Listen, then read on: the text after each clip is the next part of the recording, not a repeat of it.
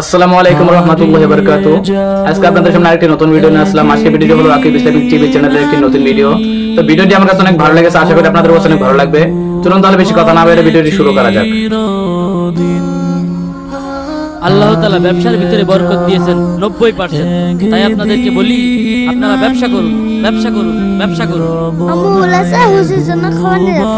আপনার মা কি রান্না করে পাঠাইছে? পুঁই শাকের ঝোল আর আলু ভর্তা। যে ভালো মন্দ খাতে দিতে পারবেন না, পরের দিন তার খাওয়া আছে, দরকার হয় তার বাড়ি দিয়ে দেবেন। তাই বলে এইসব আলু ভর্তা, পুঁই শাকের ঝোল এইসব দিয়ে আমি একজন ইমাম মানুষ, আমার অপমান করবেন না। হুজুর তাহলে ভাত কি করবো, বাড়ি নিয়ে যাবো? আচ্ছা, ওই জায়গায় রেখে যাও। হুজুর, পুঁই শাকের তরকারি তো হালাল, তা আপনি হালাল জিনিস খাবেন না? আরে ভাই, হালাল জিনিস তো বুঝলাম, কুরআন হাদিস হচ্ছে ভারী জিনিস।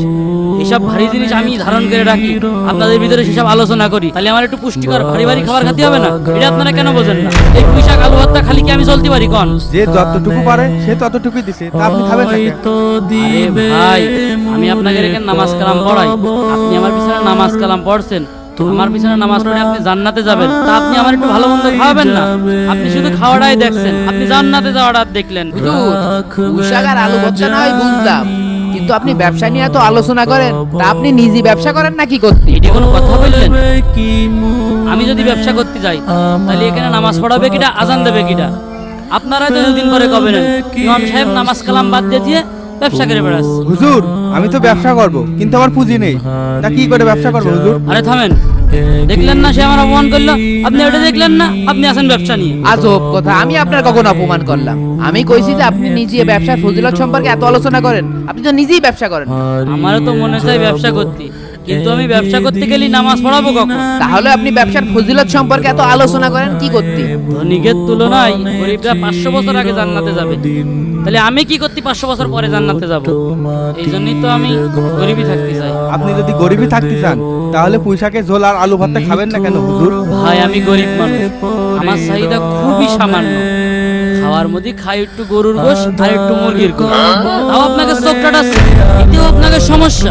হুজুর, এই মহল্লার মানুষ তো সবাই বড় লোক না যে আপনার প্রতিদিন গোশ ভাত দেবে। যার যেটুকু সামর্থ্য আপনাকে সেইটুকুই দিয়েছে। আরে ভাই, মহল্লার মানুষ তো প্রতিদিন আমার খাতে দিচ্ছে না, একজনের বাড়ি একদিন করে, মাসে একদিন করে খাওয়া। তাই বলে আপনারা পুঁই শাক গোটা, ওই আলু ভর্তা এইসব খায় হুজুরি অপমান করছেন না আপনারা? তাই বলে একদিন ভালো মন্দ খাওয়ানোর সামর্থ্য আপনাদের নেই? আল্লাহ দিইনি। হুজুর, ইমাম আবু হানিফার নাম শুনেছেন না?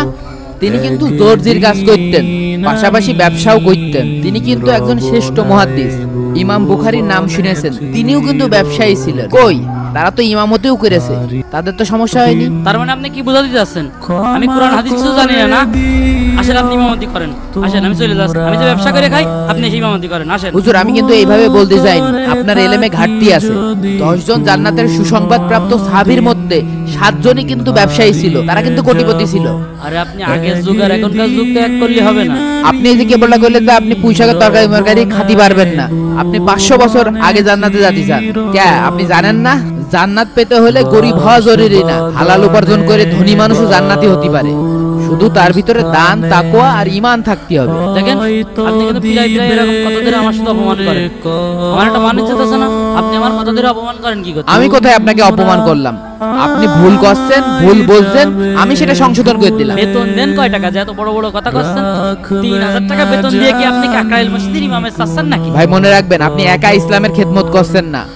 হযরত ওমর রাদিয়াল্লাহু তাআলা আনহু, হযরত উসমান ইবনে আফতাব, তারাও কিন্তু ইসলামের খেদমত করেছে। তারা তো কোটিপতি ছিল, আপনার তো কিছুই নেই। তো আপনার জায়গা থেকে আপনি তো মানুষকে এলেম দিয়ে উপকার করতে পারেন নাকি? শুনেন, আমি সহজ সরল সোজা মানুষ, আপনি আমার সাথে এরকম কত ধরে ঝামেলা করেন? গরিব সাহাবী, বড় লোক সাহাবী, তারা যে যতটুকু সামর্থ্য অনুযায়ী ইসলামের খেদমত করে গেছে। আপনি কি খেদমত করছেন? শুধু নামাজ পড়ানো আর আজান দিয়া ছাড়া আপনি কি খেদমত করছেন? আপনি কি একটা মুসল্লির বাড়ি যেয়ে নিয়ে একটু দাওয়াত দিয়েছেন? একটা ছেলে সিগারেট খাচ্ছে, তাকে কি বারণ করেছেন? ইমাম মানে কি চাকর? আপনার হাতের পুতুল? বাড়ির বসে সাথে পারেন না, এসে ইমামের সাথে ঝাড়ি দেন কি জন্য? দেখেন ইমাম সাহেব, একদম পার্সোনাল অ্যাটাক করবেন না। আমি আপনার বুঝাতে চাইছি, শুধু নামাজ পড়ানো ইমামের দায়িত্ব না, সমাজের প্রত্যেকটা মানুষ কে কি করছে, কেউ ভুল পথে যাচ্ছে কিনা সেটা দেখাশোনা করার দায়িত্ব কিন্তু আপনার। নিজের হলি কড়া আর অন্যের উপর চড়া। ভাই, জানেন নাকি হুজুর কিন্তু টিকটকে ভাইরাল, প্রতিনিয়ত ভিডিও ছাড়ে। ও, আপনি টিকটকেও অ্যাক্টিভ?